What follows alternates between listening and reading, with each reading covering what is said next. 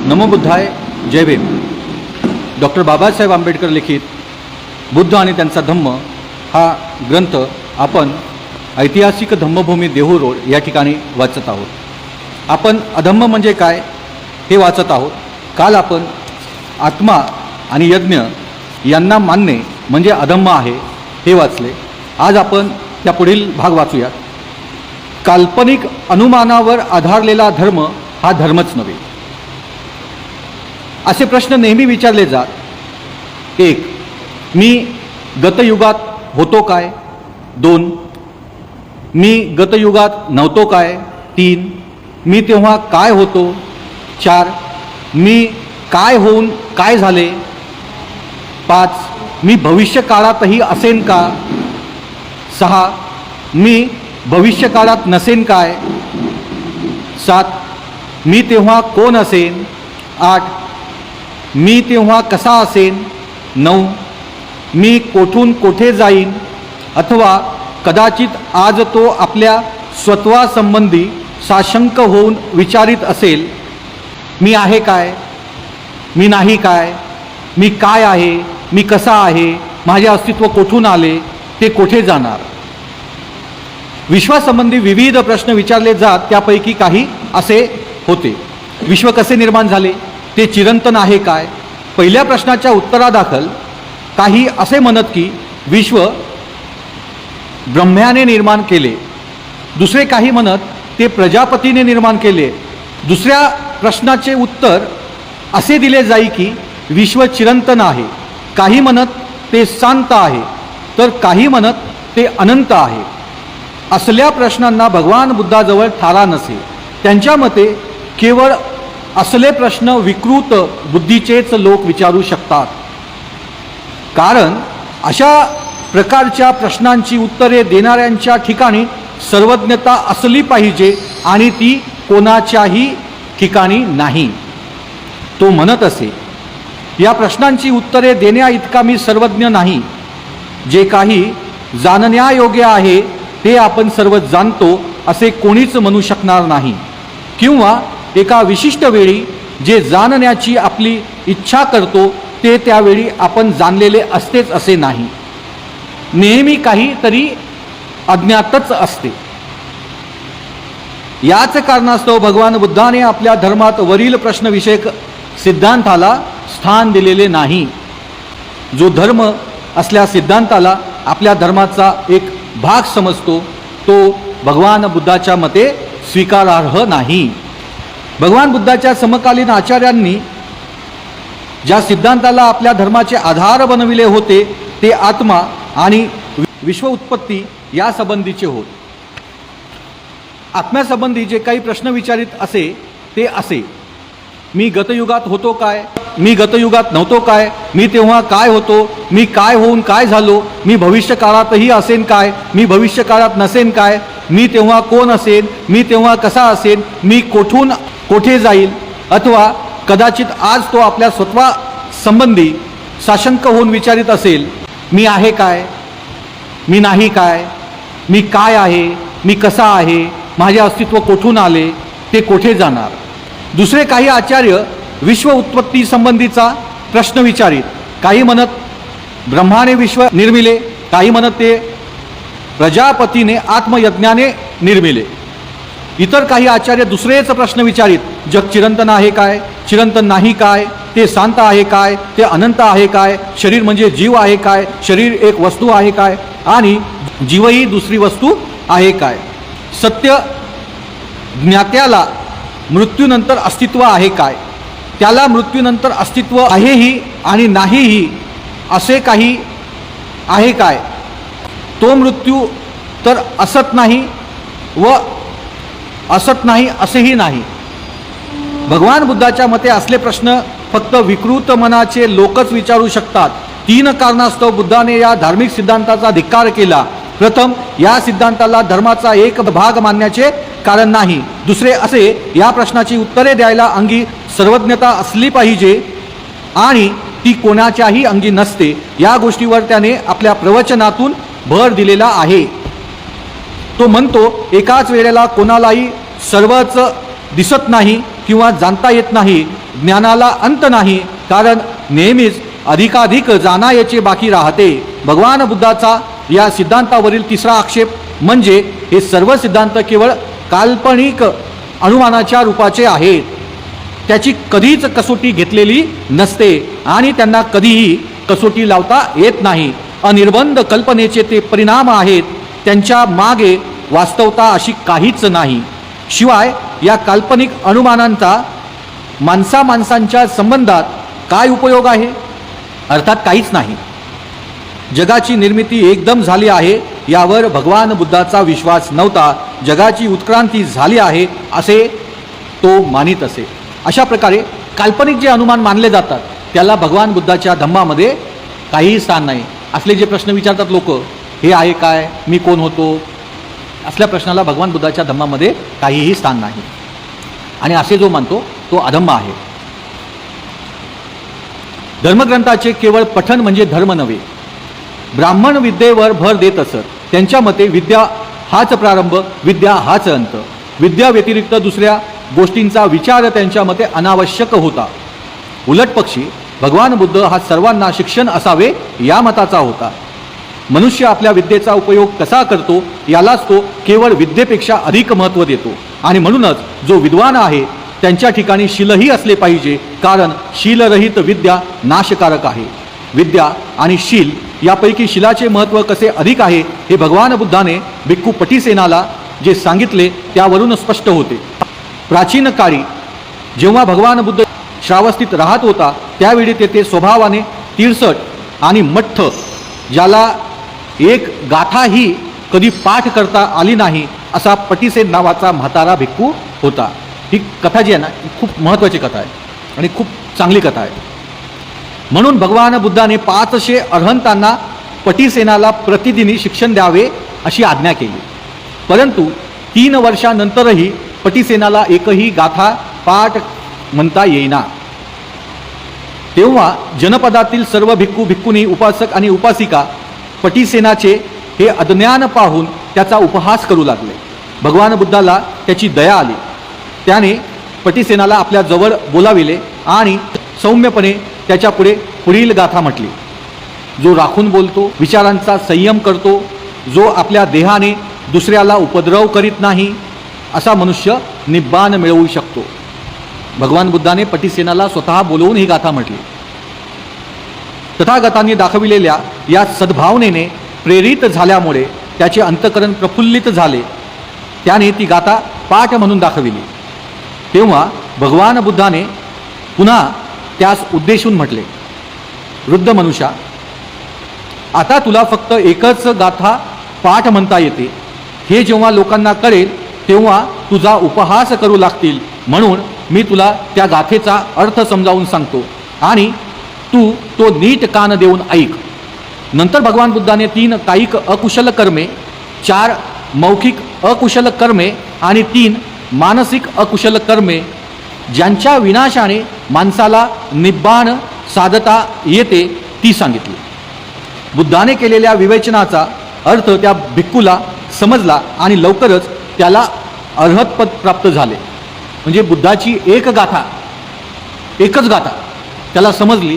त्याचं विवेचन त्याने साठवून ठेवलं आपल्या मनामध्ये, आपल्या जीवनामध्ये, आपल्या आचरणामध्ये, आणि तेवढ्या एक गाथेवर त्याला अर्हतपद प्राप्त झाले. या सुमारास एका विहारात 500 भिक्षुनी राहत होत्या. त्यांनी आपल्यापैकी एकीला भगवान बुद्धाकडे पाठवून तिच्यामार्फत बुद्धाला एक धर्मोपदेशक पाठविण्याची विनंती केली. ही विनंती ऐकून भगवान बुद्धाने त्या म्हाताऱ्या पटीसेनाला त्यांच्याकडे पाठविण्याचे ठरविले. या व्यवस्थेची वार्ता त्या भिक्खुनीच्या कानी येताच त्या सर्व हसू लागल्या आणि म्हाताऱ्या भिक्खूसमोर गाथांचे पठण उलटे म्हणजे शेवटच्या अक्षरापासून करून त्यांनी त्याला गोंधळात टाकण्याचे आणि लज्जित करण्याचे ठरविले. नंतर दुसऱ्या दिवशी सकाळी सर्व लहान थोर भिक्खुनी पटीसेन येताच त्याला नमस्कार करण्यासाठी पुढे गेल्या. नमस्कार करीत असता त्या एकीमेकीकडे पाहून मिश्किलपणे हसत होत्या. खाली बसल्यावर त्यांनी त्या भिक्खूंकडे अन्न ठेविले. पटीसेनाने भोजन करून हात आणि तोंड धुतल्यावर त्या भिक्खुनींनी त्याला प्रवचनाला प्रारंभ करण्याची विनंती केली तेव्हा तो वृद्ध भिक्खू व्यासपीठावर जाऊन बसला आणि म्हणाला, भगिनींनो, माझी बुद्धी अल्प आहे, माझे शिक्षण अल्प आहे, मला फक्त एकच गाथा येते, ती मी म्हणून दाखवून तिचा अर्थ तुम्हाला सांगेन. सावधान चित्ताने ऐका आणि त्याचा अर्थ समजून घ्या. तो अतिशय विनम्रतेने म्हटला. आणि भिक्खुनीने काय ठरवलं, आज याची आपण त्याला गोंधळात टाकण्याचं भिक्खुनीने ठरवलं. आता पुढे काय होतं, आणि त्यांनी काय ठरवलं होतं की गाथा उलटी म्हणायची त्याच्यासमोर आणि त्याला गोंधळात टाकायचं असं ठरवलं होतं. पुढे काय होतं, तेव्हा भिक्खुनींनी ही गाथा शेवटच्या अक्षरापासून उलटी म्हणण्याचा प्रयत्न केला, परंतु आश्चर्य हे की त्यांना तोंड सुद्धा उघडता येईना. लज्जित होऊन दुःखाने त्यांनी आपल्या माना खाली घातल्या. पटीसेनाने ती गाथा म्हटली आणि भगवान बुद्धाने जशी त्याला स्पष्ट करून सांगितली होती त्याचप्रमाणे त्याने त्या गाथेचा अर्थ विशद केला. त्या सर्व भिक्खुणी त्याचे प्रवचन ऐकताच आश्चर्यचकित झाल्या. एकाग्र चित्ताने आणि प्रमुदित मनाने त्यांनी ते प्रवचन ग्रहण केले आणि त्या अर्हत झाल्या आणि त्यांना अर्हतपद प्राप्त झाले. बघा, त्या 500 भिक्खुनींनी एकच गाथा ऐकली, शांतचित्ताने ऐकली. बुद्धाने जशी सांगितली होती पटीसेनाला तशीच पटीसेनाने त्यांना सांगितली आणि तीच गाथा ऐकून त्या काय झाल्या, त्यासुद्धा अर्हतपद त्यांना मिळालं, त्यासुद्धा अर्हतपदी पोहोचल्या. म्हणजे त्या गाथेमध्ये किती महत्त्वपूर्ण संदेश तथागताने दिला आहे हे समजून घ्या. दुसऱ्या दिवशी प्रसेनजित राजाने भगवान बुद्धाला आणि त्यांच्या भिक्खू संघाला आदरातिथ्यासाठी आमंत्रण दिले. पटीसेनाची चर्या सर्व भिक्खूंहून श्रेष्ठ प्रतीची आणि पवित्र दिसते हे ओळखून भगवान बुद्धाने आपले भिक्षापात्र त्याच्या हाती देऊन तो त्याच्या मागून चालू लागला. म्हणजे भगवान बुद्ध हे पटीसेनाला पुढे त्यांनी ठेवलं आणि त्यांच्या हातात भिक्षापात्र दिलं स्वतःचं. म्हणजे एवढा मान त्याला दिला. त्याची जी दिनचर्या आहे, त्याची जी चर्या आहे, त्याची जी आचरणाची पद्धत आहे ती इतकी श्रेष्ठ होती इतर भिक्खूंहून. त्यामुळे पटीसेनाच्या हाती भगवान बुद्धांनी ते दिलं आणि ते त्याच्या मागे चालू लागले. पुढे काय होतं बघा. परंतु जेव्हा राजवाड्याच्या दारी आले तेव्हा पटीसेनाला ओळखणाऱ्या तेथील द्वारपालाने त्याला आत जाण्याची मनाई केली आणि म्हटले, ज्याला फक्त एकच गाथा येते अशा भिक्खूसाठी येथे आदरातिथ्याचा समारंभ नाही. चल चालता हो आणि तुझ्या वरिष्ठांना आत येण्यासाठी जागा दे. तेव्हा पटीसेन राजवाड्याच्या द्वाराबाहेरच बसून राहिला. नंतर भगवान बुद्ध व्यासपीठावर गेले आणि तेथे त्यांनी हात धुतले आणि आश्चर्य हे की भिक्षापात्र धरलेला पटीसेनाचा हात त्या खोलीत दिसू लागला. तेव्हा राजा आणि त्याचा प्रधान आश्चर्याने उद्गारले, अरे हा कोण? तेव्हा भगवान बुद्धाने उत्तर दिले, तो पटीसेनाचा हात आहे. त्याला नुकतीच बोधिस्थिती प्राप्त झाली आहे आणि माझ्या मागे भिक्षापात्र हाती धरण्यास मी त्यास सांगितले होते, परंतु द्वारपालाने त्याला आत येऊ दिलेले नाही. भगवान बुद्धाचे शब्द ऐकल्यावर पटीसेनाला आत प्रवेश मिळाला आणि तो त्या सभेत सामील झाला. तेव्हा प्रसेनजित भगवान बुद्धाकडे वळून म्हणाला, मी तर ऐकत होतो की पटीसेन हा एक अल्पबुद्धीचा एकच गाथा जाणणारा मनुष्य आहे, मग तो प्रज्ञावान केव्हापासून झाला? त्यावर भगवान बुद्धाने उत्तर दिले, विद्या अधिक नसली तरी चालते, कारण शील हीच सर्वोत्तम वस्तू आहे. कारण त्याची चर्या सर्वश्रेष्ठ होती पटीसेनाची. ह्या पटीसेनाच्या अगदी मनोरंध्रात त्या गाथेचा अर्थ भरला आहे. त्याचे शरीर आणि मन ही पूर्ण शांत झाली आहेत. माणसाला ज्ञान असले तरी जोपर्यंत त्याचे ह्या ज्ञानानुसार आचरण होत नाही तोपर्यंत ते ज्ञान त्याला अधपातापासून वाचवू शकत नाही. नंतर तथागत म्हणाले, माणसाला तरी हजारो गाथा पाठ म्हणता येत असल्या तरी जोपर्यंत त्याला त्यातील ओळीचा अर्थ कळत नसेल तर त्याच्यापेक्षा एकच गाथा जाणून तदनुसार आपल्या विचारांचा जो संयम करू शकतो तो मनुष्य श्रेष्ठ आहे. हजारो शब्द न समजता पाठ करण्यात काय अर्थ आहे? हजारो शब्द न समजता पाठ करण्यात काय अर्थ आहे? ऐकलेले शब्द समजून त्याप्रमाणे आचरण करणे म्हणजे आपल्या मोक्षाचा मार्ग चुखाळण्यासारखे आहे. माणसाला पुष्कळशी पुस्तके पाठ येत असली तरी जोपर्यंत तो त्याचा आशय विशद करून सांगू शकत नाही तोपर्यंत त्या पठणाचा काय उपयोग? धर्माचे एकच वाक्य समजावून घेतले आणि जर त्याप्रमाणे आचरण ठेवले तर त्या योगे सर्वोत्तम प्रज्ञेच्या मार्गाची वाटचाल होणार नाही. भगवान बुद्धाचे हे शब्द ऐकून तेथे जमलेले 200 भिक्खू, राजा, मंत्रीगण हे आनंदित झाले. अशा प्रकारे पटीसेनाची ही कथा, ही गोष्ट ही आपल्याला आपल्या आयुष्यामध्ये सर्वात महत्त्वाची गोष्ट आहे समजून घेण्यासाठी. तुम्हाला किती नॉलेज आहे त्यापेक्षा तुम्हाला असलेल्या माहितीचा तुम्ही किती चांगला उपयोग करून घेऊ शकता, त्या पर्टिक्युलर त्या माहितीमध्ये तुम्ही कसे मास्टर बनता हे महत्त्वाचं असतं. एक ना धड भाराभार चिंध्या, काय मला सगळ्या गोष्टी माहीत आहेत पण येत काहीच नाही, पण मला एकच गोष्ट माहिती आहे, मला एकच गोष्ट सर्वोत्तम येते, तोच माणूस मास्टर बनतो. तर अशा प्रकारे आपल्याला या गोष्टीतून आपल्या जीवनाच्या संबंधाने फार महत्त्वाचा संदेश या पटीसेनाच्या या कथेतून आपल्याला दिसतो. पुढे, धर्मपुस्तके प्रमादातीत आहेत असे मानणे म्हणजे अधर्म आहे. वेद हे केवळ पवित्र आहेत एवढेच नव्हे तर ते स्वतः प्रमाण आहेत असे ब्राह्मण उद्घोष करीत होते. वेद हे केवळ स्वतः प्रमाण आहेत एवढेच नव्हे तर ते प्रमादातीत आहेत असे ब्राह्मण म्हणत ब्राह्मणांच्या त्या मुद्द्याला भगवान बुद्धाचा विरोध होता. वेद पवित्र आहेत, स्वतः प्रमाण आहेत आणि वेद प्रमादातीत आहेत, या तीनही गोष्टी भगवान बुद्धाने नाकारल्या आहेत. त्याच्यासारखी भूमिका पुष्कळ धर्मोपदेशकांनी घेतली होती, तथापि आपल्या तात्विक दर्शनाला ब्राह्मणांकडून संमती आणि सन्मान मिळावा यासाठी त्यांनी पुढे वेदविरोधी भूमिकेचा त्याग केला. परंतु भगवान बुद्धाने या बाबतीत कधीच पाऊल मागे घेतले नाही. 23 सुत्तामध्ये भगवान बुद्धाने वेद म्हणजे एक निर्जल वाळवंट, निष्पत अरण्य आणि खरोखर एक नरकच आहे असे म्हटले आहे. बौद्धिक आणि नैतिक तृष्णेने आर्त झालेल्या कोणाही मनुष्याने वेदापासून आपल्या तृष्णेचे शमन होईल अशी अपेक्षा करणे व्यर्थ आहे. वेद प्रमादातीत आहेत या संबंधी त्यांचे म्हणणे असे की वेद काय कोणतेही वाङ्मय प्रमादातीत नाही. प्रत्येक गोष्टीची परीक्षा आणि पुन्हा परीक्षा ही झालीच पाहिजे. कालाम लोकांच्या पुढे झालेल्या आपल्या प्रवचनात भगवान बुद्धाने हे मत स्पष्ट केले आहे. एकदा एका मोठ्या भिक्खू संघासमवेत कोसल जनपदातून जात असता भगवान बुद्ध कालामांच्या केसपुत्त या नगरात आला. जेव्हा कालामाला भगवान बुद्धाच्या आगमनाची वार्ता मिळाली तेव्हा ते तथागताजवळ गेले आणि त्यांच्या बाजूला बसून त्या केससुत्त गावाच्या कालामांनी तथागताला उद्देशून म्हटले, भगवन, केसपुत्त गावी येणारे आम्ही श्रमण ब्राह्मण आपापली मते मांडतात. केसपुत्त गावी येणारे काही श्रमण ब्राह्मण आपापली मते मांडतात आणि ती सर्वश्रेष्ठ आहेत असा दावा सांगतात. ते दुसऱ्यांच्या मताचे खंडन करतात, त्यांचे मत हीन मत आहे अशी त्यांची संभावना करतात. त्याप्रमाणे दुसरेही श्रमण ब्राह्मण केसपुत्ताला येतात, आपापल्या धर्म समजुतीचे प्रवचन करतात, त्यांचा महिमा गातात, परंतु त्याचबरोबर ते दुसऱ्यांच्या धर्म समजुतीचे खंडन आणि निर्भत्सना करतात. आणि म्हणून भगवान, त्या श्रमण ब्राह्मणापैकी कोणाचे सत्य मानावयाचे आणि कोणाचे असत्य मानावयाचे हे आम्हाला समजत नाही, त्यामुळे आमचे मत अनिश्चित आणि शंकाधीन झाले आहे. तथागताने उत्तर दिले, तुमच्या मनात अनिश्चितता आणि शंका उद्भवावी याला योग्य कारण झाले आहे आणि ही अनिश्चिती आणि शंका खरोखर तुमच्या मनात योग्य वेळीच उत्पन्न झाली आहे.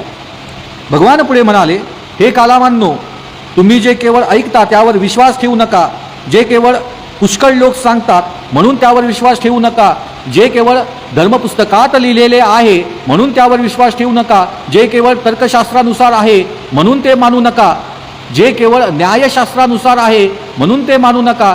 जे केवळ सकृत दर्शनी पटण्यासारखे आहे म्हणून त्यावर विश्वास ठेवू नका. ज्या समजुती आणि मते अनुकूल वाटतात म्हणून त्याच्यावर विश्वास ठेवू नका. जे केवळ बाह्यात्कारी खऱ्यासारखे दिसते ते केवळ बाह्यात्कारी सत्य म्हणून त्यावर विश्वास ठेवू नका. एखादे वचन कोणा एका यतीने अथवा आचार्याने सांगितले एवढ्यानेच त्यावर विश्वास ठेवू नका. कालामाने विचारले, मग आम्ही करावयाचे तरी काय? आम्ही कोणती कसोटी लावायची?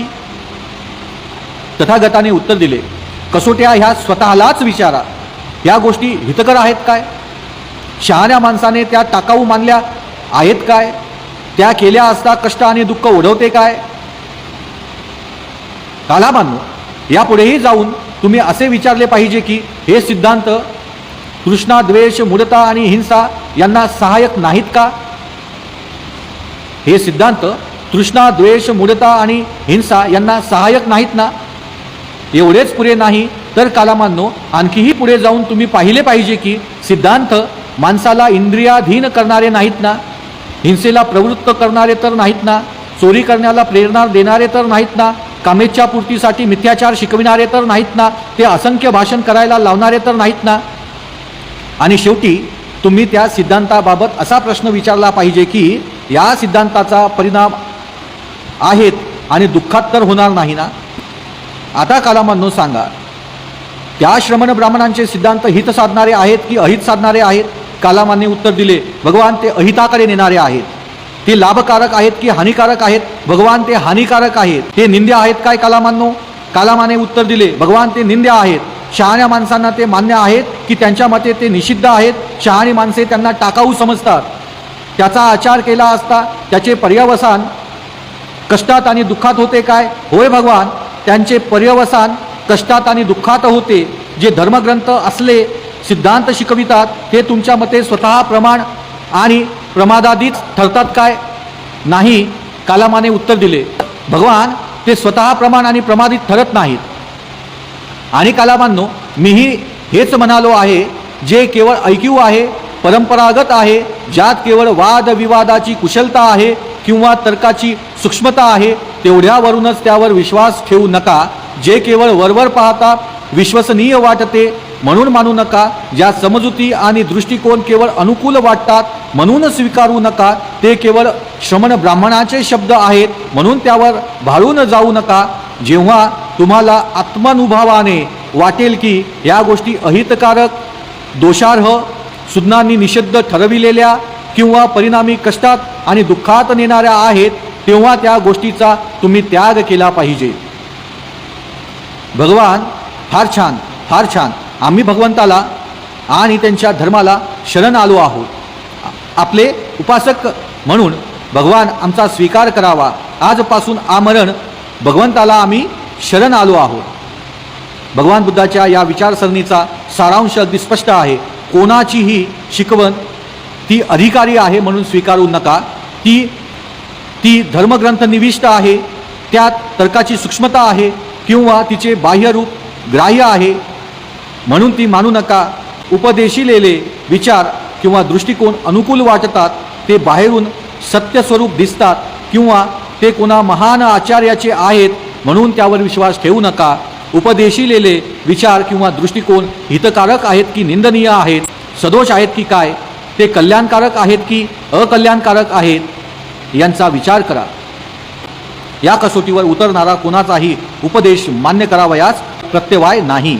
अशा प्रकारे तथागत गौतम बुद्धांनी येथे कालामांच्या समोर जे प्रवचन केले ते अतिशय महत्त्वाचे असून त्यातून एक गोष्ट स्पष्ट होते की आपल्याला हितकारक जे आहेत त्याच गोष्टी माणसानं स्वीकारल्या पाहिजे. कोणी आपल्याला सांगतो म्हणून विश्वास ठेवू नका.